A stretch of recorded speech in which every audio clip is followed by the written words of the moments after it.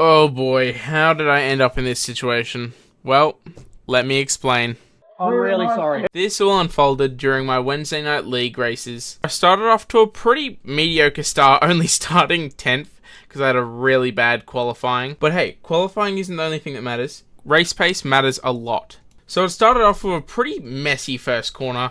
Luckily, I wasn't the cause of that incident, but a little bit behind that incident, there was someone who spun and there was some sort of yellow flag. As we continued racing, I got off to a pretty good start, as I made a pretty solid dive down the inside of this RX-7 hairpin. Unfortunately, I couldn't make the second part of this overtake stick because he just had more momentum, so I slotted into the position behind him to catch up to the train ahead. Just as the drama started to die down, this happened.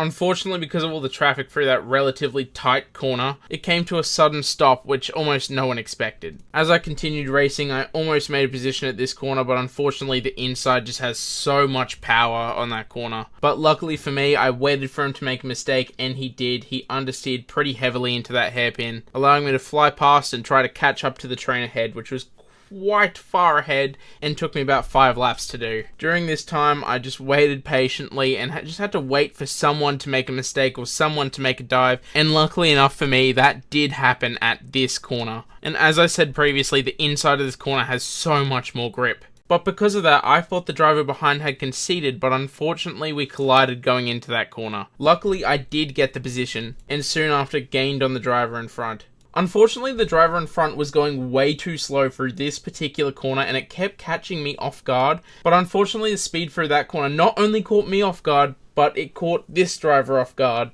leading him to accidentally spin me out, and I lost quite a few places evidently. As I continued the race, obviously this is going to frustrate me, but at the end of the day, it is racing, it is go-karting, especially rental karting. Obviously stuff like this is bound to happen, so I honestly can't be too mad. Luckily, the marshals did slow him down, and I did get that position back. At the end of the day, this was just a racing incident. And if you're going to let stuff like this stop you from go-karting again, probably shouldn't have been go-karting in the first place.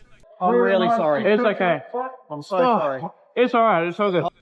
And hey, I have no ill will at all towards this driver. He was going for a move that he thought could do. Unfortunately, it didn't happen. Oh well, it's a racing incident. We move on. But hey, if you're ever in this situation, either way, it's always good to go up and just check on the other driver. Especially if you're the one who caused it, it's a good idea to go and at least apologize. And hey, I respect this dude for that.